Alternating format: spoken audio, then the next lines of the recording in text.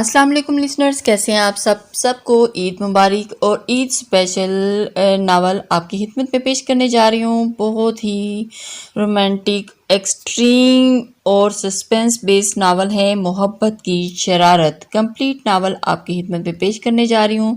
تو لسنرز چلتے ہیں آج کے ناول کی جانب۔ وہ سامنے بہتے ہوئے پانی کو دیکھ کر جہاں ڈر رہی تھی وہاں پیچھے ہٹنے کا بھی کوئی راستہ نہیں تھا۔ ایک نظر اس نے ساتھ کھڑے انسان کو دیکھا جس کا چہرے پر ڈر کا کوئی نام و نشان نہیں تھا۔ مان، اب ہم کیا کریں گے؟ اس کے ہاتھ پر گرفت مضبوط کرتے ہوئے وہ اس سے پوچھ رہی تھی۔ مان نے ایک نظر اسے دیکھا جو سارا پھیلاؤ بکھیر کر اب معصوم بن رہی تھی۔ مان اس کی طرف دیکھ رہا تھا۔ تم بس اتنا یاد رکھو کہ میری جان کے یہاں تو بچ کر نکل جائیں گے، پر پھر تمہیں مجھ سے کون بچا پائے گا؟ ماں نے ایک غصیلی نظر ڈالتے اسے وارننگ دیتے والے انداز میں دیکھا۔ ماں نے پیچھے مڑ کر ایک نظر دیکھا جہاں ان کا پیچھا کرنے والے لوگ اب قریب آتے جا رہے تھے۔ تمہیں تیرنا آتا ہے نا کیا؟ اس نے سوالیہ نظروں سے حیات کی طرف دیکھا۔ نہیں آتا، وہ پانی کو دیکھتے ہوئے بولی۔ کیا کہہ رہی ہو؟ پھر تمہیں آتا کیا ہے؟ وہ دانت پیستے ہوئے بولا۔ کیا مطلب؟ غصہ کیوں کر رہے ہو؟ میں تمہیں پکڑ لوں گی نا؟ وہ رونے والا منہ بنا کر بولی۔ اپنے ایڈونچرز کے چکر میں وہ اسے اچھا خاصا پھنسا چکی تھی۔ میڈم، یہ آپ کے گھر کا سوئمنگ پول نہیں ہے جہاں آپ ادائیں دکھاتے ہوئے ہیروین کی طرح پوز کریں گے اور آپ کی خوبصورتی سے سارا جہاں روشن ہو جائے گا اور ہیرو اپنی جان کی پرواہ کیے بنا آپ کے پیچھے کود کر آپ کو بچا لیں گے۔ ابھی تم میرے منہ نہ ہی لگو تو اچھا ہے، تمہیں میں اب فرصت سے منہ لگاؤں گا۔ تم بس انتظار کرو۔ ایک صورتحال تو ایسی تھی، اوپر سے حیات میڈم کی بونگیاں اس کا خون جلا رہی تھی۔ مان کے گھرنے کے دیکھنے پر وہ منہ بنا گئی۔ مان نے پیچھے مڑ کر دیکھا تو وہ لوگ اب قریب آ گئے تھے۔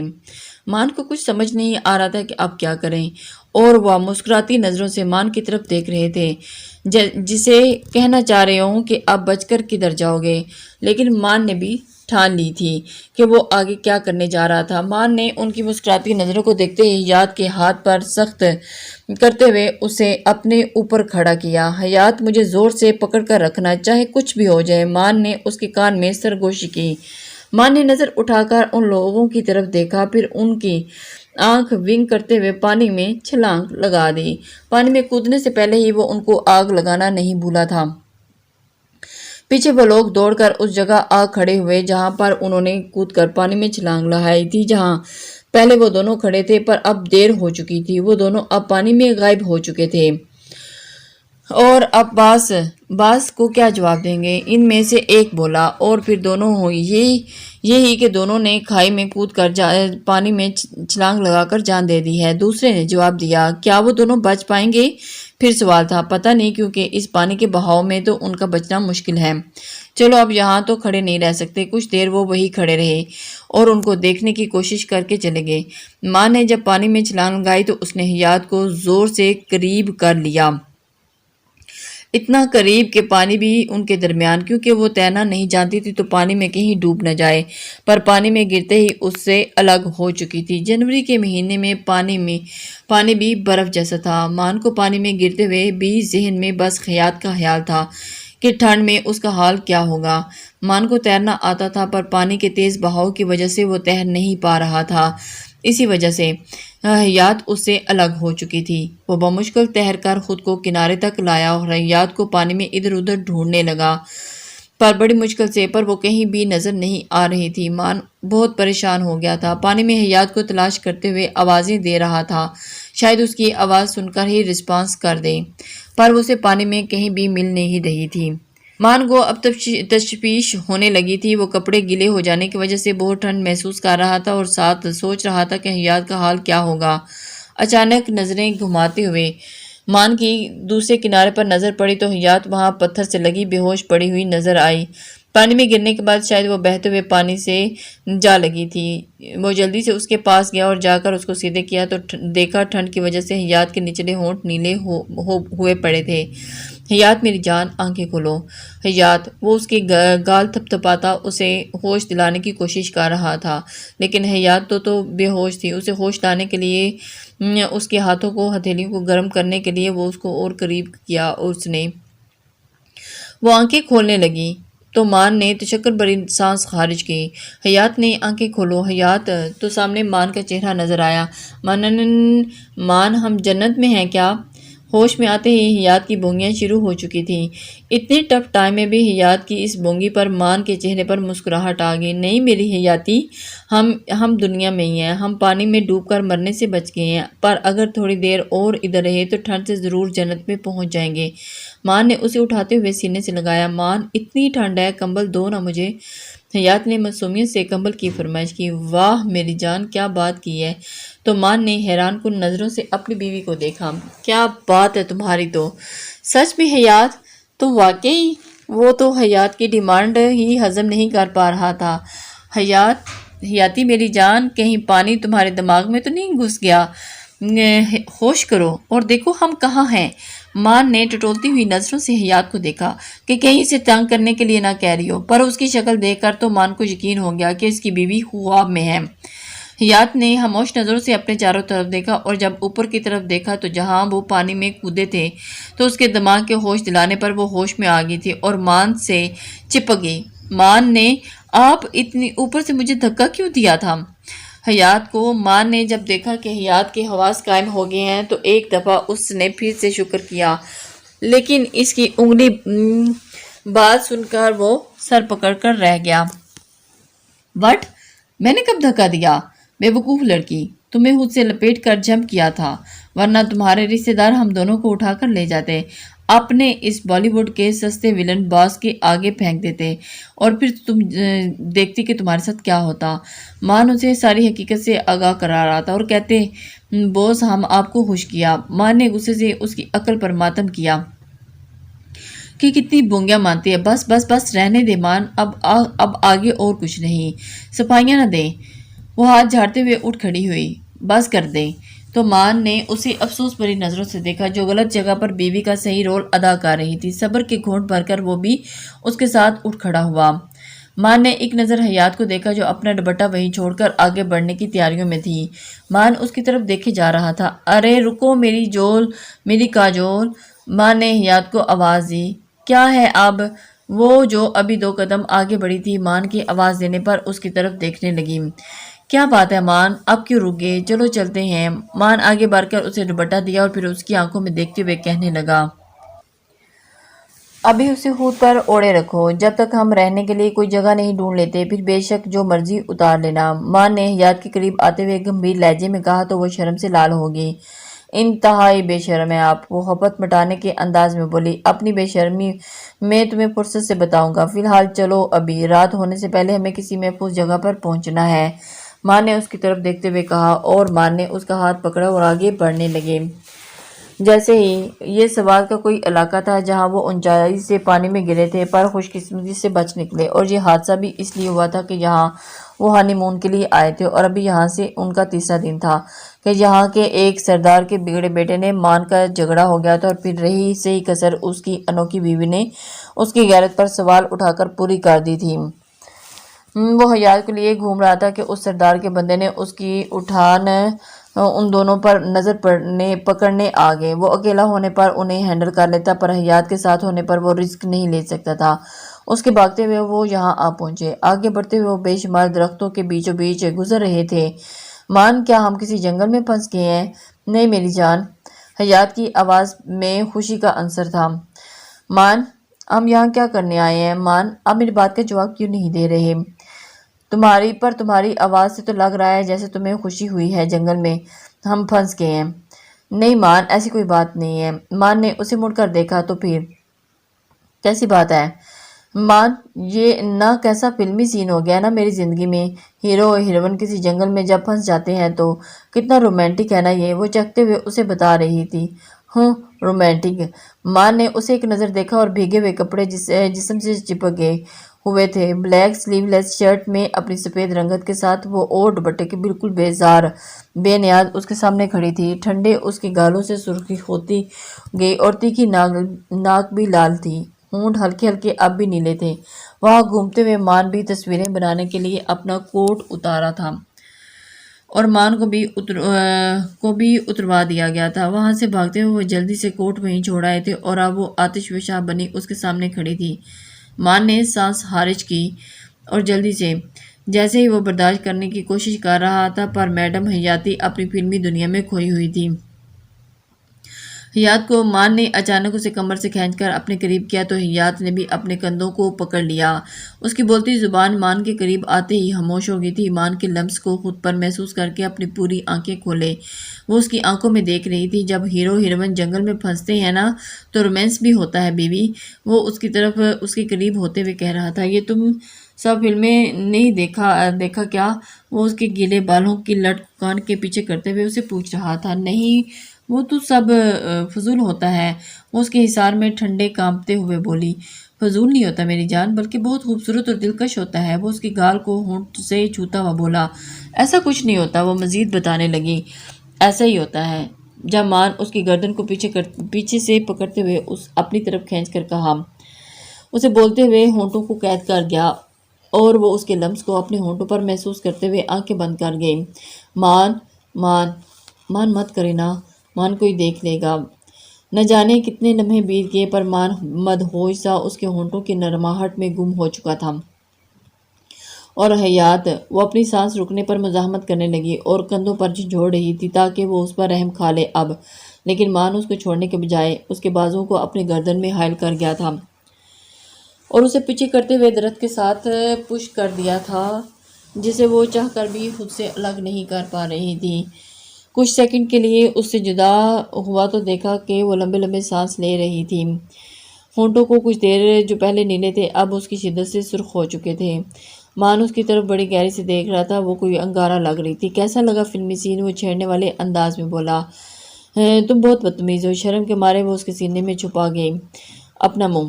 مان نے ہنستے ہوئے اسے زور سے خود میں سما لیا۔ ہوٹل میں تم ہنی مون منانے ہی نہیں دیا اور پھر رہی اگر ان سستے گنڈوں نے آ کر کسر پوری کر دی۔ پچھلے 3 دن کو یاد کرتے ہوئے وہ اسے گلہ کر رہا تھا اور آج اس نے اپنے دل کی بھڑاس لگائی۔ پھر اب کیوں ہنی مون منا رہے ہیں؟ اس کے سینے میں سر اٹھائے وہ اسے سوال کر رہی تھی۔ وہ تو بس تمہاری جنگل میں رومانس والی وش پوری کر رہا تھا، اس کی آنکھوں میں دیکھتے ہوئے وہ بولا۔ وہ بس اس کی چالاکی پر اسے گھور کر رہ گئی، پر حیات کو جب اس کی بے شرمی یاد آئی تو وہ بدلہ لینے والے انداز میں اس کے سینے پر زور سے بائٹ کرنے لگی۔ اے اے اے اے اے چوزی، کیا کر رہی ہو یار، کیا کر رہی ہو؟ مان وہ اسے پیچھے کر کے روکنے والے انداز میں بول رہا تھا، پر شاید وہ روکنا نہیں چاہتی تھی، تبھی اس کے بازو اور سینے پر بائٹ کرنے کی مسلسل کوشش کر رہی تھی۔ مان اس کا یہ انداز دیکھ کر اس کے دونوں بازو کو کنٹرول کر کے اس کے چہرے کو اوپر اٹھایا اور ایک دفعہ پھر اس کے ہونٹوں پر جھک گیا۔ وہ جو جنگلی بلی بنی اسے کاٹ رہی تھی، یکدم پھر اس کے لمس کو محسوس کر کے آنکھیں زور سے میچ گئی تھیں۔ اس کی ساکت ہونے پر مان کے ہونٹوں پر مسکراہٹ آئی کہ وہ چاہ کر بھی اسے خود سے جدا نہیں کر پا رہی تھی، پر وہ جیسے دوبارہ ہوش میں آئی تو اسے ہونٹوں پر کاٹنے لگی۔ مان نے آنکھیں بند کر کے اس کے ظلم برداشت کر گیا۔ پھر اچانک مان نے اسے کمر سے پکڑ کر گود میں اٹھا لیا۔ حیات نے جب اس کی بے باکی کو بڑھتے دیکھا تو ڈر کے مارے اس کی گردن میں بازو خائل کر گئی۔ مان نے حیات کو اس انداز اور شدت سے اپنا جنون اس پر لوٹایا کہ حیات کو اپنے منہ سے خون کا ذائقہ جب محسوس ہوا تو وہ پیچھے ہٹا اور اس کی طرف دیکھنے لگا۔ اس کے نچلے ہونٹ پر کٹ کا نشان آ گیا تھا۔ مان اس کی طرف دیکھ رہا تھا۔ حیات نے اپنے ہونٹ پر انگلی اور حیات نے گہری سانس لے رہی تھی۔ مان کی شدت اسے بوکھلانے پر مجبور کر رہی تھی۔ اب چھیڑو گی مجھے؟ وہ تنگ کرنے والے انداز میں اسے پھر سے سوال کر رہا تھا۔ حیات نے شرم سے سر جھکا لیا۔ وہ اس کی حالت پر مسکراہٹ سے روکنے لگا، سر جھکائے اس کی طرف دیکھنے سے گریز کر رہی تھی۔ اسے سمجھ نہیں آ رہا تھا کہ وہ کیا کرے۔ چلو سجدے میں جا کر لینا، ابھی آگے نکلتے ہیں۔ ویسے بھی تمہیں اچھے سے ڈوز مل گئی ہے، اب تم مجھے نہیں چھیڑو گی۔ حیات نے خاموش رہنے میں ہی عافیت جانی۔ حیات کا ہاتھ تھام کر وہ ایک دفعہ پھر سے آگے بڑھنے لگی۔ اب کی بار حیات خاموشی سے اس کے ساتھ چل رہی تھی اور اس کی خاموشی مان اچھے سے محسوس کر رہا تھا، پر وہ فرصت سے اسے چھیڑنا چاہ رہا تھا تاکہ کوئی اسے ڈسٹرب نہ کر سکے، لیکن ابھی ان کا یہاں سے نکلنا ضروری تھا کیونکہ اگر رات کا اندھیرا چھا گیا تو انہیں آگے کا راستہ تلاش کرنے میں بہت مشکل کا سامنا کرنا پڑنا تھا۔ اسی وجہ سے درختوں کے اس حصے سے نکل کر وہ لوگ اب پہاڑوں کی طرف کھڑے تھے اور اپنی سمت کا راستہ ڈھونڈ رہے تھے تو حیات نے پیچھے مڑ کر دیکھا تو پیچھے سے وہی درختوں کا حصہ تھا جسے وہ تھوڑی دیر پہلے جنگل سمجھ رہی تھی، اور آگے پہاڑ تھے جہاں وہ لوگ اب کھڑے تھے۔ کیا ہوا مان؟ اس کی طرف دیکھتے ہوئے پوچھا، کیونکہ وہ بار بار پیچھے مڑ کر دیکھ رہی تھی۔ کچھ نہیں، بس میں دیکھ رہی ہوں کہ پیچھے جنگل تو یہ تو جنگل تو نہیں ہے، وہ غور کرنے والے انداز میں اسے بتا رہی تھی۔ میری جان، یہ سچ میں جنگل نہیں ہے، بس یہ بہت سارے درخت ہونے کی وجہ سے ایسا محسوس ہوتا ہے، مان نے اسے تفصیل سے بتایا۔ اچھا، تو جب میں پوچھ رہی تھی مجھے بتایا کیوں نہیں؟ وہ آنکھیں چھوٹی کیے اب اسے گھور رہی تھی، جو کہ اسے بے خبری سے اچھی سے فائدہ اٹھا چکا تھا۔ تو تم نے بتانے کا موقع کب دیا؟ میری جان آگ کا شعلہ بن کر میرے سامنے کھڑی تھی، مجھے ارد گرد کا ہوش ہی نہیں رہا۔ وہ گہرے انداز میں پھر سے ایک بار پھر اس کی طرف دیکھ رہا تھا۔ ہاں، جیسے میں جانتی نہ ہوں، سارے رومانس کرنے کے بہانے تھے۔ وہ منہ ٹیڑھا کیے کھڑی تھی، مان اس کو دیکھ رہا تھا۔ تمہارے یہ منہ کے ڈیزائن تو میں بعد میں ٹھیک کروں گا، ابھی جلد سے جلد ہمیں ہوٹل میں پہنچنا ہے۔ ابھی تو تم اپنا دوپٹہ ٹھیک سے لے لو اور یہ اوپر جیکٹ پہن لو، آگے پٹھانوں کی آبادی شروع ہو رہی ہے۔ مان نے اپنی جیکٹ اتار کر اسے دے دی۔ حیات، رہنے دو، تم پہن لو، بہت ٹھنڈ ہے، میں خود ہی اتنی ہارٹ ہوں کہ مجھے جیکٹ کی ضرورت نہیں۔ وہ شوخی مارتے ہوئے اپنے گیلے بال جھٹکتے ہوئے ایک ادا سے بولی۔ حیات نے جب مان کی طرف خاموشی محسوس کی تو آنکھیں اٹھا کر اس کی طرف دیکھا تو وہ اسے ہی گھورنے میں مصروف تھا۔ اپنی شوخیاں بعد میں دکھا لینا، ہو گیا کیا؟ بس اب خاموشی سے چلو، یہ تمہاری ہارٹنس نے جو پورے سوات میں گرمی پڑنے لگی ہے، نا فکر نہ کرو، رات میں اچھے سے تمہاری ہارٹنس میں جلوں گا۔ ابھی تو جیکٹ پہنو اور خود کو اچھے سے کور کرو، میں نہیں چاہتا کہ تمہیں اس ہولیے میں کوئی دیکھے، وہ دھمکی آمیز انداز میں بولا۔ اور اس نے خاموشی سے حیات نے جب اپنے ہولیے کی طرف دیکھا تو وہ بھی حیران رہ گئی۔ تو اس کا دل کیا کہ شرم میں ڈوبے گیلے کپڑے ہو جانے کی وجہ سے جسم سے چپکے ہوئے تھے، اور وہ کب سے ایسے ہی اس کے سامنے کھڑی تھی۔ حیات اپنی اوپر کمکلی کی وجہ سے اپنی ہارٹ نیس کی شوخی بھی مار چکی تھی، جو کہ وہ جانتی تھی کہ اس کا جلاد شوہر اسے بخشے گا نہیں، اس لیے خاموشی سے مان سے جیکٹ لے کر پہن لی تھی۔ مان آگے بڑھ کر اسے اچھے سے دوپٹہ اڑا دیا، کیونکہ اس کی بے وقوفی کی وجہ سے بیوی کو آج صحیح سے دوپٹہ اوڑھنا نہیں آیا تھا۔ یہی وجہ تھی، میں تو مذاق کر رہی تھی، وائے بس۔ وہ اسے دوپٹہ اڑا رہا تھا جب وہ اپنی بولڈنس والی شوخی پر اسے صفائی دینے کی کوشش کرنے لگی تاکہ وہ ابھی صلح صفائی سے بچ جائے۔ وہ اس کی دھمکی سے سچ مچ ڈر گئی تھی، اگر اس دیوانے نے اسے قید کر لیا تو وہ اسے سانس لینے بھی کا موقع نہیں دے گا، جیسے وہ ان منٹوں میں اس کا برا حال کر چکا تھا۔ لیکن میں نے تم سے صفائی مانگی کیا؟ اس لیے یہ سب صفائیاں مجھے تب دینا جب میں تفصیل سے تمہیں سن سکوں، ابھی خاموشی سے چلو میرے ساتھ۔ اس کے بال پیچھے چہرے سے ہٹاتے ہوئے اسے آنے والے وقت کے لیے ڈرا رہا تھا، اور وہ اپنی بات پہ بھی خود ہی شرمندہ ہو رہی تھی، کیونکہ اب وہ بہت سیریس ہوا۔ تمہاری بولڈنس کو بھی سیریس لے چکا ہوں۔ مان کا اسے بخشنے کا کوئی ارادہ نہیں تھا، وہ جلد از جلد ہوٹل میں پہنچنے کی کوشش کر رہے تھے۔ وہ اسے خود جیکٹ پہنا چکا تھا اور اچھی طرح حیات کو دوپٹہ اڑا دیا تھا، اب وہ کافی حد تک کور ہو چکی تھی۔ بے شک شام ڈھلنے لگی تھی، پر یہاں عورت پردے میں ہی نکلتی ہے، اور جیسے وہ حلیے میں تھی وہ خود بھی اس پر کسی کی نظر برداشت نہیں کر سکتا تھا، کیونکہ اس کا حلیہ متوجہ کرنے والا ہی تھا۔ اس وجہ سے اس نے مکمل طور پر اس کی کور کر لیا تھا۔ وہ اسے لیے آگے بڑھا تھا، ٹھنڈ سے ان کا برا حال تھا۔ حیات کو تو ٹھنڈ سے اب دانت بجنا شروع ہو چکے تھے، اور رات دن بھر کی تھکن بھی بھرپور تھی۔ آبادی شروع ہو چکی تھی اور لوگ ان کے بھیگے ہونے کی وجہ سے بہت غور سے انہیں دیکھ رہے تھے۔ وہ لوگوں اب مان کو کسی ہوٹل کی تلاش تھی جہاں وہ رات کے لیے ٹھہر سکتے اور آگے کے بارے میں بھی سوچ پاتے۔ راستے میں مان نے لوگوں سے کسی اچھے سے ہوٹل کا پوچھا تو انہوں نے پاس ہی کسی ہوٹل کے بارے میں بتایا جہاں وہ حیات کو ان کے بتائے ہوئے ایڈریس پر لے کر جا رہا تھا۔ جیسے آدھے گھنٹے کے سفر کے بعد وہ ہوٹل کے سامنے کھڑے تھے۔ ہوٹل میں داخل ہوتے ہی انہوں نے بہت شاندار تو نہ صحیح پر اسے گزارنے کے لیے اچھا تھا۔ میں تھک گئی ہوں، حیات کی تھکن سے چور آواز مان کے کانوں میں پڑی۔ مان نے ایک نظر حیات کو دیکھا جو سچ میں اب گرنے والی تھی۔ بس تھوڑی دیر رکو میری جان۔ مان نے اسے کرسی پر بٹھا کر خود ریسیپشن کی طرح روم کا پتہ کرنے گیا تھا۔ جیسے ریسیپشن پر ایک لڑکا کھڑا تھا جس نے مان کو ہو تو بھیگے ہوئے کی وجہ سے ایکسیڈنٹ کی کہانی بتا کر دی اور سامان گم ہو جانے کی وجہ یہی تھی۔ چونکہ مان نے خود کو نیا شادی شدہ کپل کی طرف متعارف کروایا تھا، اس لیے اس لڑکے نے انہیں ہنی مون کپل والا روم ہی دیا تھا۔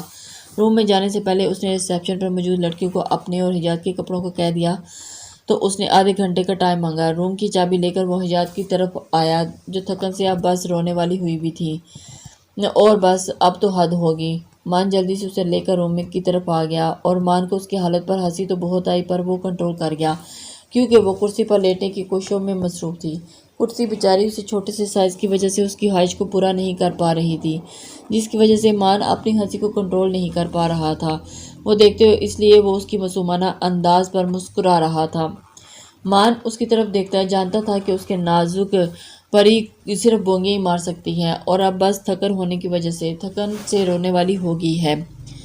حیات کو لے کر وہ روم کی طرف جا رہا تھا جب میڈم حیات نے پھر شوشہ چھوڑا۔ مان اس کی طرف دیکھ کر حیران رہ گیا۔ مان، مجھے اٹھا کر لے کر جاؤ۔ چھوٹے بچے کی طرح وہ بازو کھول کر کھڑی ہوگی جسے بچے اپنی ماں کی آغوش میں آنے کے لیے تڑپ رہا ہوتا ہے۔ حیات کا انداز بھی کچھ ایسا ہی تھا۔ سچ میں اٹھا لوں؟ وہ کنفرم کر رہا تھا تاکہ وہ جان سکے میڈم حیات ایسی آپ پر کیوں کر رہی ہے۔ ہاں اٹھا بھی لو، ہیرو تو خود ہی اپنی ہیروئن کو اٹھا کر جھولے دیتے ہیں۔ پتہ نہیں تمہیں کیوں یہ اچھی چیزیں نہیں آتی۔ وہ جھنجھلا اٹھی۔ ان کی ہیروئن گلاب کا پھول ہوتی ہیں میری جان، تم گوبھی کا پھول ہو، اور گوبھی کا پھول اٹھانا کوئی آسان بات نہیں۔ باتوں باتوں میں وہ اسے اٹھا چکا تھا۔ شکر تھا کہ ان کے روم کی طرف جاتے کوئی راستے میں موجود نہیں تھا، اور وہ کیونکہ اسے گوبھی کا پھول کہنے کے بھی تو اسے ہرگز اٹھانے نہیں دے گی، اور وہی ہوا۔ اتارو نیچے مجھے۔ وہ مان کی گردن پر نیز مارنے لگی اور کوئی جنگلی بلی کی طرح۔ ماں نے کہکہ لگا کر ہر لڑکی کی طرح وہ خود کو موٹی سن کر اس کی بیوی بھی غصے سے پاگل ہو چکی تھی۔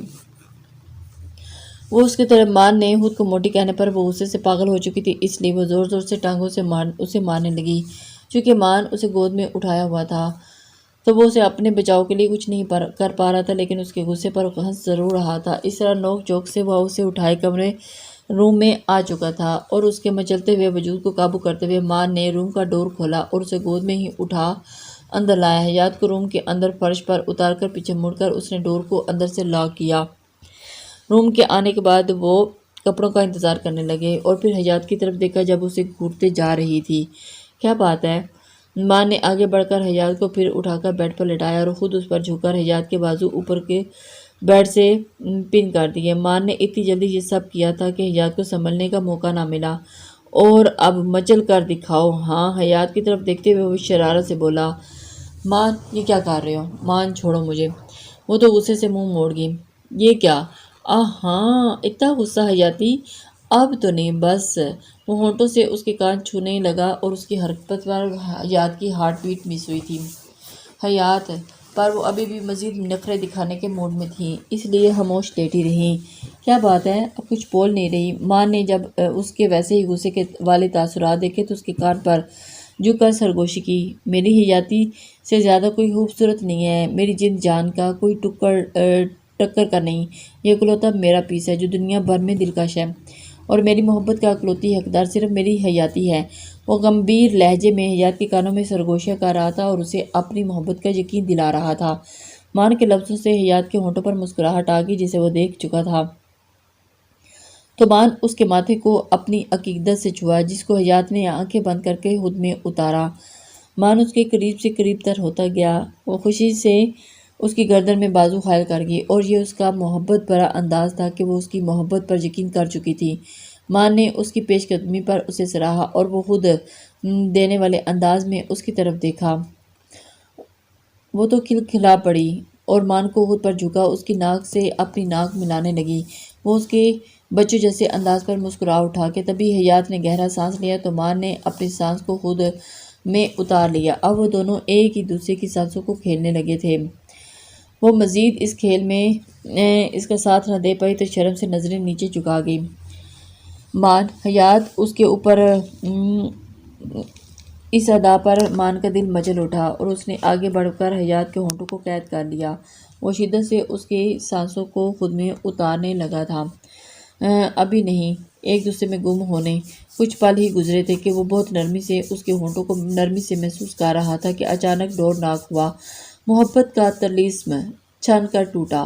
مان پیچھے ہٹا تو حیات گہرے سانس لینے لگی۔ مان نے اس کے بھیگے ہوئے ہونٹوں کو گھور سے دیکھا اور اس کی شدت سے سرخ ہو گئے تھے۔ مان کے دیکھنے پر حیات شرم سے تکیے میں منہ چھپا گئی تھی اور فوراً سے تو وہ بھی مسکرا کر اٹھا اور دروازہ کھولا اور بالوں میں ہاتھ پھیرنے لگا اور پھر اٹھ کر کھڑا ہوا۔ ماں نے جا کر ڈور کھولا تو دیکھا کہ ایک لڑکا ہاتھ میں ایک بیگ لیے کھڑا تھا، شاید ان دونوں کے لیے کپڑے لے کر آیا تھا۔ ریسیپشن پر وہ آتے ہوئے کہہ کر آیا تھا، سر یہ آپ اور میم کے کپڑے ہیں۔ ابھی وہ باہر بارش شروع ہو چکی ہے تو ہمیں میم کے لیے یہاں مقامی ڈریس ہی ملا ہے اور ہمیں کچھ نہیں مل پایا۔ کوئی بات نہیں، ماں نے مسکرا کر اسے بیگ لے لیا۔ ماں نے اس کپڑے لے کر اس کا شکریہ ادا کیا اور ڈور بند کر کے بیگ کو ٹیبل پر رکھا اور نظروں پر بیڈ پر حیات کو تلاش کیا تو واش روم میں بند ہو گئی تھی۔ اس کیے پر وہ اپنی پاکٹ سے چیزیں نکالنے لگا اور اپنا والٹ نکال کر چیک کیا تو شکر ہے اس میں ATM کارڈ اور ضروری چیزیں پانی میں گرنے سے بچ گئی تھیں، پر موبائل اس کا کہیں گر گیا تھا۔ لیکن کارڈز کو محفوظ رکھنا اچھی بات تھی کہ اسے وہ پیسے نکال کر آسانی سے یوز کر سکتا تھا، ورنہ بنا پیسوں کے بہت مشکل پیش آتی۔ چیزیں اٹھا کر اس نے سائڈ پر رکھی اور اپنی شرٹ اتارنے لگا کیونکہ اب وہ اسے ان کپڑوں میں الجھن ہونے لگی تھی۔ وہ شرٹ اتار کر رکھ رہا تھا کہ اسے واش روم سے حیات کی آواز آئی، مان میں کپڑے کون سے پہنوں؟ ماں نے واش روم کے بند دروازے کو گھورا، بیوی آپ واش روم میں شاور لینے مجھ سے پوچھ کر گئی تھی جو اب کپڑوں کو مجھ سے پوچھ رہی ہیں، اگر کپڑے چاہیے تو باہر آ کر لے لو۔ مان اس کا واش روم میں چھپ جانے والا بدلہ لینے چاہ رہا تھا جو واش روم میں اس کے ہاتھوں سے بچنے کے لیے جلدی سے چھپ گئی تھی۔ شاور وہ لے چکی تھی پر کپڑے پہننے پر اسے خیال آیا کہ اس کے پاس تو پہننے کے لیے کچھ بھی نہیں ہے، اس لیے وہ باتھ روب پہنے۔ اب وہ مان کو آواز لگا رہی تھی کیونکہ وہ اس حلیے میں اس کے سامنے بالکل بھی نہیں جانا چاہتی تھی، لیکن وہ اسے تنگ کرنے میں باز نہیں آ رہا تھا۔ حیات کی خاموشی پر اسے مشورہ دینے لگا، ایسے ٹاول میں ہی باہر آ جاؤ جان، باتھ رب پہنے۔ وہ اپنے شوہر سے بے شرمی سے پر کلسنے لگی، پر اندر رہ کر وہ برداشت کرنے کے سوا کچھ نہیں کر سکتی تھی۔ مان پلیز تنگ نہیں کرو، مجھے پہلے ہی سردی لگ رہی ہے۔ حیات ایک دفعہ پھر کوشش کی، پھر بھی سردی کا سن کر مان کو بھی اس پر ترس آ گیا کہ پہلے ہی وہ سردی سے گیلے کپڑوں میں پورا دن رہی ہے، لیکن اب بھی وہ بیمار نہ ہو جائے، اس وجہ سے اسے اس پر ترس آ گیا۔ ٹھیک ہے، دے رہا ہوں۔ اسے حیات کو مزید تنگ کرنے کا ارادہ ملتوی کر دیا اور بیگ سے اس کا ڈریس نکال کر واش روم کے پاس رکھ دیا۔ اٹھا لو یہاں سے، میں روم میں جا رہا ہوں، کیونکہ اس کے ہاتھ سے ہرگز ڈریس نہ لیتی، یہ وہ جانتا تھا، اس لیے خاموشی سے ڈریس رکھ کر اندر کی طرف چلا گیا۔ حیات پہلے تو 5 منٹ کھڑی رہی، پھر تسلی کرنے کے انداز میں اس نے آرام سے ڈور کا لاک کھولا اور ذرا سا سر باہر نکال کر دیکھا تو سچ میں وہ چلا گیا ہے نا۔ اب جب پوری تسلی ہوگی تو فرش سے ڈریس اٹھا کر واش روم میں دوبارہ گھس گئی اور کہیں دوبارہ نہ آ جائے۔ واش روم میں گھسنے کے بعد اس نے ڈریس دیکھا تو وہ ایک دم حیران رہ گئی۔ واش روم کے ڈور کھلنے پر مان نے مڑ کر دیکھنے سے وہ تو حیات چلتے ہوئے اس کے پاس آئی۔ مان نے حیات کو پاؤں سے لے کر اوپر دیکھا تو مان کی ہوش ہی اڑ گئے، جو یلو کلر کے ڈریس میں نکھری نکھری سی سرسوں کا پھول لگ رہی تھی۔ مان کے تو ہوش اڑ گئے اور اسے دیکھ کر مان کے ہونٹوں پر مسکراہٹ آ گئی۔ کیا ہوا، اچھی نہیں لگ رہی کیا؟ وہ کنفیوز سی اس کی طرف دیکھنے لگی۔ کیوں؟ جو اسے دیکھ کر مسکرا رہا تھا۔ اچھی لگ رہی ہو، بس پہلے گوبھی کا پھول لگ رہی تھی، اب سرسوں کا پھول لگ رہی ہو۔ مان کے تفصیلی جواب پر وہ دانت کھچکھچانے لگی۔ مان وہ ایک دم تم ہو ہی بدتمیز، تمہیں خوبصورت بیوی مل گئی ہے نا، اس لیے قدر نہیں ہے، جا کر دیکھو ذرا۔ جن کی بیویاں خوبصورت نہیں ہوتی وہ کیسے ترسی نگاہوں سے خوبصورت لڑکیوں کی طرف دیکھ رہے ہوتے ہیں۔ حیات نے بھی اسے تفصیلی جواب پر اپنی اہمیت بتائی کہ خوبصورت بیوی کا ہونا کس نعمت سے کم نہیں۔ اگر میں دوسری لڑکیوں کو دیکھ لوں تو تمہیں مسئلہ تو نہیں ہوگا؟ اس کی ساری بات پر وہ اسے اپنے مطلب کی بات پکڑا کر اسے آگ لگا گیا۔ وہ بیڈ کی طرف جانے لگی تھی اور دوسری لڑکیوں کو سن کر اسے جھٹکے سے اس کی طرف مڑی۔ منہ دیکھا ہے تم نے اپنا فلرٹی انسان؟ تمہیں میں مل گئی ہوں نا، یہ بہت ہی بڑی بات ہے۔ بڑے آئے دوسری لڑکیوں کو تاڑنے والے، تم بھی تو مل گئی ہو نا، کیا پتہ کوئی دوسری لڑکی خوبصورت بھی مل جائے جو تم سے زیادہ خوبصورت ہو۔ وہ تنگ کرنے انداز میں پھر سے بولا۔ مان کی مسلسل دوسری لڑکی کی گردان سن کر وہ بپھرے انداز میں اس کی طرف بڑھی اور پھر اس کے آگے اور آگے بڑھ کر مان کو بالوں سے زور سے اپنے ہاتھوں میں دبوچ لیا۔ اب بولو، کیا کہہ رہے تھے؟ ذرا دوبارہ سے بولنا۔ حیات نے اس کے بالوں سے زور سے کھینچتے ہوئے پھر اسے اکسانے لگی تاکہ اسے مزید مزہ چکھا سکے۔ یار بال تو چھوڑو، پھر ہی کچھ بولوں گا نا۔ اس نے بالوں سے اس کے ہاتھ ہٹانے کی کوشش کی، مان نے کہا، پر حیات ہاتھ ہٹانے پر تیار نہیں تھی، اس لیے زور سے کھینچنے لگی۔ مان، اچھا میری ماں، نہیں دیکھوں گا کسی طرف۔ سر میں درد ہو رہا محسوس ہونے پر وہ ہار مان گیا تھا۔ اب جیت پر وہ خوش ہوتے ہی اس کے بال چھوڑ گئی اور پھر بیڈ کی طرف بڑھ گئی۔ مان اپنے سر کو دباتے ہوئے اپنی بیوی کی طرف دیکھا جو اپنی بات ماننے پر خوش ہوتے ہوئے اب بیڈ پر بیٹھ گئی تھی۔ کوئی شرم ہے تم میں؟ کون ایسے اپنے شوہر کے بال کھینچتا ہے؟ وہ اپنی شرم دلاتے ہوئے بولا، اور پھر اسے میں کھینچتی ہوں۔ ایمی کی بے نیازی پر عروج تھی، کیونکہ شوہر کو راہ راست پر لانے کے لیے میں بال تو کیا تمہارا منہ بھی توڑنے سے پیچھے نہیں ہٹوں گی۔ وہ مستقبل کو لے کر اسے دھمکا بھی کی تھی اور اپنی بیوی کو کمزور ہرگز نہیں سمجھنا۔ تعصب سے سر جھکاتے ہوئے جھٹکتے ہوئے وہ اپنے کپڑے لے کر واش روم کی طرف بڑھ گیا۔ دروازے پر دستک ہوئی تو دوپٹہ لے کر دروازے کی طرف بڑھ گئی۔ دروازے پر ایک لڑکا کھانے لیے کھڑا تھا۔ اس نے کھانا لے کر حیات نے ڈور بند کیا۔ کھانے کی ٹرے کو ٹیبل پر رکھ کر وہ کمبل میں جا گھسی، کیونکہ اب سردی سے اس کا برا حال ہونے لگا تھا۔ مان واش روم سے باہر آیا تو وہ کمبل میں گھسی نظر آئی اور ٹیبل پر کھانے کی ٹرے پڑی ہوئی تھی۔ مان نے کھانا کیوں نہیں کھایا؟ اٹھو جلدی سے کھانا کھا لیتے ہیں۔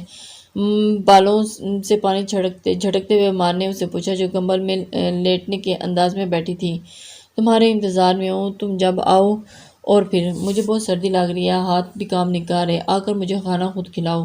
ہاتھوں کو رگڑتے ہوئے وہ حیات سے اس نے فرمائش کی تھی، جو حکم جناب، خادم حاضر ہے آپ کی خدمت میں۔ حیات کی فرمائش پر وہ کھانے کی ٹرے اٹھا کر بیڈ پر اس کے پاس آ گیا اور اس کے ہاتھ سامنے بیٹھتے ہوئے وہ اپنے ہاتھوں سے کھانا کھلانے لگا۔ کھانا کھانے کے بعد فوری بعد وہ کمبل کو خود پر اچھے سے لپیٹ کر لیٹ گئی۔ مان اٹھ کر ٹرے کو ٹیبل پر رکھا اور اس کے پاس آ کر لیٹ گیا۔ لیٹتے ہی اسے احساس ہوا کہ وہ ٹھنڈ سے کانپ رہی ہے۔ ہاتھ بڑھا کر حیات کو اپنی طرف کھینچا اور اسے سینے میں کھینچ لیا اور اس کی ٹھنڈ کے احساس کو کم کرنے لگا۔ وہ بالکل خاموش اس کی باہوں میں آنکھیں موندے لیٹی تھی۔ آج کا دن بھرپور تھکاوٹ والا تھا، شاید اس لیے اب وہ سونا چاہتی تھی، اس لیے وہ بھی آنکھیں بند کر کے سونے کی کوشش کرنے لگا۔ صبح حیات کی آنکھ کھلی تو وہ اس کے سینے پر سر رکھے لیٹی ہوئی تھی۔ پھر اسے کل کا دن یاد آیا جو کسی امتحان سے کم نہیں تھا۔ اس نے مان کی طرف دیکھا جو ابھی سو رہا تھا اور وہ اسے بالکل بھی تنگ کرنے نہیں چاہ رہی تھی۔ خود کو اس کی گرپ سے نکال کر وہ فریش ہونے چلی گئی۔ واش روم سے باہر آ کر اس نے شیشے میں اپنے بال سنوارے اور گھڑی میں وقت دیکھا تو 10 بج چکے تھے۔ اس نے سوچا حیات کو اب شدت سے بھوکا احساس ہوا اور مان کو جگانے کے لیے وہ اس کی طرف بڑھی تھی تاکہ وہ ناشتے کا کچھ کر سکے، لیکن مان تو سو رہا تھا گہری نیند۔ بیڈ پر اس کے پاس بیٹھتے ہوئے اسے جھنجھوڑتے ہوئے جگانے لگی۔ مان اٹھو، مجھے بھوک لگی ہے، ناشتہ لا کر دو۔ اس کی آنکھوں کو اپنی انگلیوں سے زبردستی کھولنے کی اسے جگانے کی کوشش کر رہی تھی۔ اپنے چہرے پر نرم ہاتھوں کے لمس کو محسوس کر کے وہ اٹھ گیا، پر آنکھیں بند کیے لیٹا رہا۔ مان اٹھو بھی، نہیں تو گھر جا کر سب کو بتاؤں گی کہ تم نے پہلے مجھے دھکا دیا پانی میں اور اب کچھ کھانے کو بھی نہیں دے رہے۔ اپنی دھمکی پر وہ مان کو آنکھیں بند کھولنے پر مجبور کر گئی۔ آنکھیں کھول کر وہ اس کے چہرے کو دیکھنے لگا۔ تمہیں شرم نہیں آئے گی جھوٹ بولتے ہوئے؟ اس کی طرف دیکھتے ہوئے وہ استفسار کر رہا تھا۔ نہیں آئے گی، کیونکہ سب میری بات پر یقین کریں گے۔ یہ بات وہ سچ کہہ رہی تھی کہ گھر میں اس کی بیوی کے جھوٹ پر سب یقین کر سکتے ہیں پر اس کے سچ پر نہیں، اس لیے چپ چاپ اٹھ کر فریش ہونے چلا گیا تاکہ اس کی بھوک کا کچھ کر سکے۔ نہیں تو کوئی بھید نہیں تھا کہ سچ میں گھر جا کر اس کے الزامات کی بارش کر دیتی۔ فریش ہونے کے بعد وہ روم سے باہر چلا گیا تاکہ ناشتے کا کہہ سکے اور اپنے دونوں کے کپڑے ڈرائی کلین کروانے کے لیے دے دیں۔ ریسیپشن پر ناشتے اور کپڑے دے کر اس نے گھر کال کر کے ساری صورتحال بتائی۔ حیات کے ہوتے ہوئے وہ رسک نہیں لے سکتا تھا، اس لیے اس نے فوراً سے یہاں سے جانا ہی اسے بہتر لگا۔ اور جیسے ہی انہوں نے ناشتہ کیا، کال پر اسد حیات کا بھائی نے اسے جلد سے جلد پہنچنے کا یقین دلایا اور اپنا خیال رکھنے کا بھی کہہ کر کال بند کر دی۔ مطمئن ہو کر وہ روم کی طرف جانے لگا۔ روم میں آ کر حیات کو تلاش کیا تو میڈم پھر سوئی ہوئی تھی ملی۔ مجھے اٹھا کر پھر سو گئی ہے۔ دانت کچکچاتے ہوئے وہ اس کی طرف بڑھا۔ اٹھو حیات، وہ بیڈ پر اس کے پاس بیٹھ کر جھکتے ہوئے اس کے گال پر دانت گاڑ گیا تھا۔ حیات اٹھ جاؤ، اس کے اچانک حملے پر وہ ڈر کر آنکھیں کھول گئی تو سامنے مان کو بیٹھے پایا جو اس کی طرف دیکھ رہا تھا۔ اسے یقین آنے کی وجہ سے اس کی طرف اس نے ایسا کیا، یہ کیا بدتمیزی ہے؟ وہ غصے سے پوچھنے لگی۔ کون سی بدتمیزی بھائی؟ وہی جو تم نے تھوڑی دیر پہلے میرے ساتھ کر رہی تھی۔ وہ کندھے اچکا گیا تھا تو حیات نے اسے گور کر رہ گئی۔ کیا مطلب؟ تم تو اتنی جلدی واپس کیسے آ گئے؟ ابھی تو وہ تو کیا وہی رہتا؟ تمہیں بھوک نہیں لگی تھی؟ میں تو بس آرڈر دینے گیا تھا۔ اور اس کے الٹے جواب پر وہ پھر سے گھومنے لگی۔ اتنے میں دروازے پر دستک ہوئی تو ماں نے اٹھ کر ناشتہ کیا۔ ناشتہ لے کر اس کے سامنے آ کر بیٹھ گیا۔ کھلاؤ مجھے، رات بھر پھر اس کے ہاتھوں سے کھانے کی فرمائش کرنے لگی۔ کیا بیوی ملی ہے مجھے؟ کبھی تو مجھے اپنے ہاتھوں سے کھلایا ہے؟ نوالا اس کی طرف بڑھاتے ہوئے وہ پوچھنے لگا۔ میں چھوٹی ہوں تم سے، اس لیے تمہارا فرض ہے زیادہ میرا خیال رکھنے کا۔ حیات کی عجیب منطق پر وہ تعصب سے دیکھتا رہ گیا۔ واہ بھائی، کیا بات ہے بیگم کی! بیوی تو ایسی ہونی چاہیے۔ پورا دن حیات روم سے باہر نہیں نکلی تھی کیونکہ باہر پورا دن بارش رہتی تھی اور جڑ کی وجہ سے ٹھنڈ کا احساس مزید بڑھ گیا تھا۔ لیکن مان ایک دفعہ سارے ہوٹل میں گھوم پھر کر آیا تھا۔ اس نے حیات کو بھی باہر چلنے کا کہا تھا پر وہ نہیں مانی کیونکہ بستر سے نکلنا ہی نہیں چاہ رہی تھی۔ تو ماں نے بھی اسے زیادہ زور نہیں دیا۔ مان جب روم میں واپس آتا تو اسے حیات سوتے ہوئے ملتی، جس پر وہ چڑ کر رہ جاتا اور وہ لوگ ادھر ہنی مون منائے آئے تھے پر اس کے ہنی مون سے پہلے کے گندا سا سردار برباد کر چکا تھا۔ اب وہ اس کی بیوی سو کر ہنی مون کو سلیپنگز مون بنا رہی تھی۔ ہنی مون منانا تو دور کی بات، وہ ہنی مون کو دیکھ بھی نہیں پایا تھا کہ ہنی مون دکھتا کیسے ہے۔ لوگ ہنی مون پر رومانس کرتے نہیں تھکتے، یہاں اس کی بیوی سو کر نہیں تھک رہی۔ وہ بھی سوچ چکا تھا کہ آج رات وہ اپنی بیوی کی نیند اڑا کر ہی رہے گا۔ پہلے ہی وہ مشکل سے بزنس سے وقت نکال کر آیا تھا اور یہاں آ کر سب الٹا ہو گیا۔ اور اب وہ ویسے بھی کل صبح اسد کے آنے پر واپس جانے والے تھے تو ہنی مون کو تھوڑا سا تو ہنی مون جیسا ہونا چاہیے تھا نا۔ یہ سب سوچتے ہوئے وہ اپنی سوچوں میں مگن تھا۔ وہ دوبارہ روم میں آیا جب حسب معلوم میڈم بلینکٹ میں چھپی سو رہی تھی۔ آج تو اس نے ٹھان ہی لی تھی کہ آج کی رات تو وہ ہنی مون بنا کے ہی رہے گا اور آج کی رات کو رنگین بنا کر چھوڑے گا۔ اسے رات کا کھانا کھلا کر صرف آدھے گھنٹے کے لیے باہر گیا تھا۔ اب واپسی پر میڈم پھر سو گئی تھی۔ پتہ نہیں کون سا نشہ کر لیا اس نے، ادھر تو میں اکیلا پھر کر بور ہو رہا ہوں اور اس کو بس سونے کی پڑی ہے۔ ڈور لاک کر کے جوتے اتار کر وہ بیڈ پر اس کے پاس آتے کمبل میں گھس گیا۔ حیاتی ہاتھ بڑھا کر اس نے اس کی طرف اپنی طرف کھینچا۔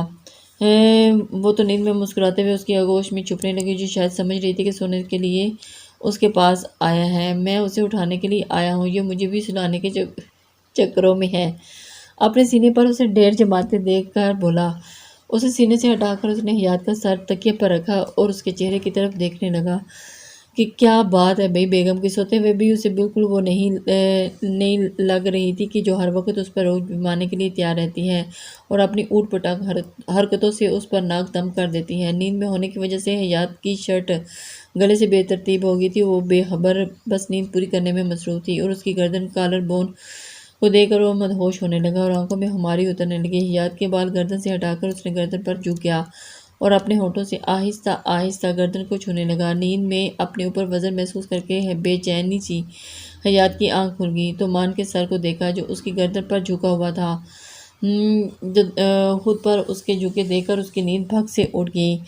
حیات اسے پیچھے کرنے کے لیے مزاحمت کر رہی تھی پر مان تو اسے چھوڑنے کے موڈ میں نہیں تھا۔ حیات کے ہلنے پر وہ محسوس کر گیا کہ اس کے لمس پہ وہ اٹھ چکی ہے پر آج کی رات وہ اس لیے وہ اب شدت اس کی گردن پر اپنے ہونٹوں سے نشان چھوڑنے لگا اور پھر آہستہ آہستہ وہ اپنے مان مجھے درد ہو رہا ہے اسے پیچھے ہٹانے کی کوشش کرتے ہوئے وہ بولی۔ مان نے اس کی گردن سے چہرہ نکال کر اس کی طرف دیکھا تو اسے ہی طرف دیکھ رہی تھی۔ کیا کر رہے ہو تم؟ ایسا کون کرتا ہے؟ بار بار میری نیند کیوں خراب کر دیتے ہو؟ نیند کے باعث سرخ آنکھوں میں وہ اسے پوچھ رہی تھی۔ جانا اگر آپ کو احساس نہ ہو تو ہم ہانی مون پر آئے ہیں اور آپ کی نیندیں پوری کرنے کے لیے نہیں آئے ادھر۔ مان اسے شرم دلانے کے انداز میں بولا جو صبح سے سو رہی تھی اور اب ایسے کہہ رہی تھی جیسے ابھی سوئی تھی۔ مجھے نیند آ رہی ہے تو میں کیا کروں؟ اب شرٹ ٹھیک کرتے ہوئے وہ بتانے لگی تو شرٹ کو تھامتے ہوئے وہ ہاتھ کو وہیں روک گیا۔ کوئی بات نہیں، بہت سو لیا تم نے، اب آرام سے جاگ پاؤ گی رات بھر۔ اس کی شرٹ کو پہلے کی طرح بے ترتیب کرتے ہوئے وہ بتانے لگا اور پھر اپنی کارروائی دوبارہ سے شروع. کیا مطلب ہے تمہارا؟ کیا مطلب آج رات ہم نہیں سوئیں گے؟ اس کی بات سنتے ہی وہ ارد گرد ہتھے کی گھنٹیاں بجتی ہوئی اسے نظر آئی اور اس کی آنکھوں کے سامنے تارے نظر آ رہے تھے. وہ وہی مطلب ہے جان جو آپ سمجھ رہی ہیں. وہ اس کے حدثے کو یقین میں بدل گیا. وہ جو سوچ رہی تھی وہی کرنے کا ارادہ تھا. ابھی اس سب کا صحیح وقت نہیں. ہم اتنی بڑی مصیبت میں پھنسے تھے نا، تو ان سب کا صحیح وقت نہیں ہے. اب دونوں ہاتھ پھیلا کر وہ اسے بتانے کی کوشش کر رہی تھی کہ مصیبت سے اس کے کھلے بازوؤں میں بھی پڑی ہے. تو تم ایسے کہہ رہی ہو جیسے ہم بارڈر پر ہیں اور سامنے کبھی بھی گولہ باری ہو سکتی ہے. پورا دن گھوڑے بیچ کر سوتے ہوئے تمہیں نہیں احساس ہوا؟ اور اب ہم بڑی مصیبت میں ہیں. اب مجھے روکنے کے لیے فضول میں لگی ہو. اور اس کی چالاکیوں پر دانت پیسے ہوئے بولا، جو صرف اسے روکنے میں مصیبت کا بہانہ بنا رہی تھی. ہاں تو اب جا گئی ہوں نا، چلو بیٹھ کر اس کا کوئی حل نکالتے ہیں تاکہ وہ بیٹھ کر مصیبت کا بگانے کی کوئی پلاننگ کر سکیں. حیات اٹھنے کی کوشش کرتے ہوئے بولی، ٹھیک ہے. تو پھر ماں نے اسے دوبارہ اسے تکیے پر گرا دیا اور اس کے دونوں ہاتھوں کو اپنے ہاتھوں میں لے کر تکیے سے لگا دیے. مصیبت گئی تیل لینے. اس وقت صرف پیار ہوگا. آئی سمجھ. اب مجھے ڈسٹرب نہ کرنا، ورنہ یہی جو پیار سے پیش آ رہا ہوں نا میں، اگر اپنی پر آ گئے تو پچھتاؤ گی تم. وہ دھمکی امیز انداز میں اس کی آنکھوں میں آنکھیں گاڑتے ہوئے بولا کہ اب کوئی فضول بہانہ نہ بنائے. پر مان، حیات نے پھر کوشش کرنی چاہیے. وہ تو شدت سے اس کے ہونٹوں پر جھک گیا اور اس کی سانسوں میں اپنی سانسوں کو اونڈیلنے لگا. حیات کی کوئی بھی مزاحمت کام نہیں آ رہی تھی. وہ جتنی مزاحمت کرتی وہ اتنی ہی شدت سے اس کی سانسوں کو روک دیتا. تھک ہار کر وہ خود اس کے سپرد کر گئی، کیونکہ وہ جان گئی تھی کہ آج فرار ناممکن ہے، اس لیے خود سپرد کر گئی تھی. اس کی مزاحمت کو روکتے ہوئے دیکھ کر مان نے ہاتھ بڑھا کر لائٹ آف کی اور پھر اس کے اوپر اٹھتے ہوئے اپنی شرٹ کو اتار کر نیچے فرش پر پھینک دیا اور پھر اس پر جھکنے لگا. حیات کو جو ذرا سانس لینے کا موقع ملا تھا، مان پھر سے اس پر جھکتے ہوئے دیکھ کر پھر منہ سائڈ پر کر گئی. مان نے بدمزہ ہوتے ہوئے اس کا چہرہ اپنی طرف کیا. کیا چاہ رہی ہو تم؟ وہ غصے سے پوچھنے لگا. مجھے ڈر لگ رہا ہے، وہ منمناتے ہوئے بولی. ڈر کس بات کا؟ تو مان نے ایک سرد سانس خارج کی اور پھر اوپر اٹھتے ہوئے اس کے ماتھے کو ہونٹوں میں چھوا. مجھ پر یقین ہے نا؟ تو وہ اس کی آنکھوں میں دیکھتے ہوئے سوال کیا. تو حیات ہاں میں سر ہلا گئی. میرا بچہ. مان نے آگے بڑھ کر اس کے گالوں کو شدت سے چوما اور ایسے ہی اپنے لمس سے مدہوش کرنے لگا اور نرمی سے اسے چھونے لگا. وہ اس کے بدن کو اپنے ہونٹوں سے چھو کر اسے یقین دہانی کروا رہا تھا کہ وہ اسے شدت سے چاہتا ہے اور اپنا بوجھ اس پر منتقل کرتے ہوئے اور کمبل سے خود کو اوپر کور کر گیا تھا. کمرے میں اب صرف سانسوں کو رقص کر رہا تھا. وہ دونوں ایک دوسرے کی قربت میں کھو گئے تھے. صبح 7 بجے اسد ان دونوں کو لینے ان کے ہوٹل پہنچ چکا تھا، پر وہ تو مدہوش سو رہے تھے. مان نے اٹھ کر حیات کو اٹھایا اور اسد کے آنے کا بتایا تاکہ وہ اٹھ کر تیار ہو سکے. حیات اس سے نظریں چراتی شرماتی واش روم میں جانے لگی کہ مان نے اس کا ہاتھ تھام پکڑا اور اپنی طرف کھینچ لیا. ادھر میری طرف دیکھو. مان نے اسے اپنی طرف دیکھنے کو کہا، جس کی نظر زمین کا طواف کر رہی تھی. تو وہ نفی میں سر ہلا گئی. مان بھی اس کی طرف دیکھتے ہوئے، دیکھو بھی یار، مجھے تمہاری شرم کو دیکھنا ہے. پٹ پٹ چلتی ہوئی زبان کو بند دیکھنا. بڑی محنت لگی ہے اسے چپ کروانے میں. وہ مانی ہیز لفظوں میں بولا تو حیات شرم سے لال پڑ گئی اور نظریں اٹھا کر اسے گھورنے لگی. البتہ زبان اب بھی بند تھی. نہیں بولو گی تم؟ اس کے چپ رہنے پر وہ استفسار کرنے لگا. وہ پھر نفی میں سر ہلا گئی تو مان اس کے ہونٹوں پر جھک گیا. کچھ دیر کے بعد ہٹنے کے بعد وہ پھر پوچھا، اب بھی نہیں بولو گی؟ وہ مسلسل نفی میں سر ہلا گئی. جو مرضی کر لے، وہ اب اپنی آواز نہیں سنائے گی. مان اس کی طرف دیکھتے ہوئے بولا. تو مان اس کی ضد پر ہنسنے لگا. ٹھیک ہے، مت بولو تمہارا میں گھر جا کر علاج کروں گا. اس کے ماتھے پر ہونٹوں کو چھوتے ہوئے وہ حیات کو وارننگ دے گیا. مان کے چھوڑنے پر وہ بھاگ کر واش روم میں بند ہوگی اور پھر وہ مسکرا کر دروازہ بند کرتا دیکھتا رہا، جس کی رات سے بولتی بند تھی. اب نہ جانے وہ کب بولے گی. روم میں سے نکل کر اسد کی طرف چلا گیا، جو ریسیپشن پر بیٹھا ان کا انتظار کر رہا تھا. بھائی بس حیات ابھی آتے ہیں. کیسے ہو بڑی؟ وہ اسد کو دیکھ کر اس کی طرف اٹھ کھڑا ہوا. تمہیں دیکھ کر بالکل فریش ہو گیا ہوں جانم. مان اسے گلے ملتے ہوئے شرارت سے بولا. واہ کیا بات ہے، بہت رومانٹک ہو گئے ہو. ہاں میں تو تیری گرل فرینڈ ہوں نا، جو مجھے دیکھ کر تو اتنا فریش ہو گیا ہے.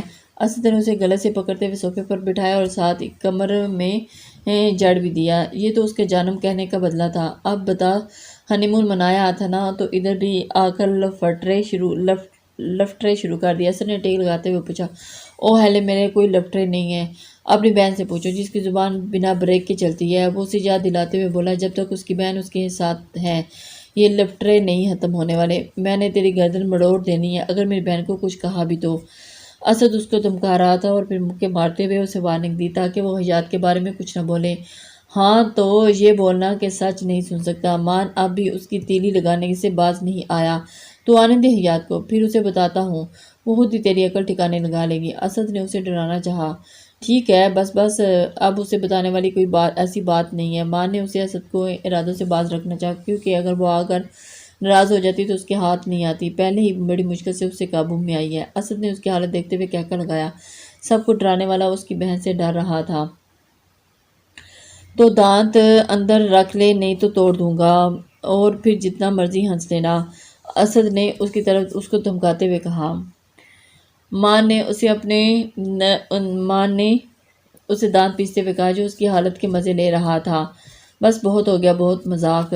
اتنے میں حیات سامنے سے آتے ہوئے دکھائی دی تو اسد اسے دیکھتے ہوئے اٹھ کھڑا ہوا۔ بھیا! حیات اسد کو دیکھ کر بھاگ کر اس کے بازوؤں میں سما گئی، تو اسد بھی عقیدت سے اس کے بالوں کو چوم لیا۔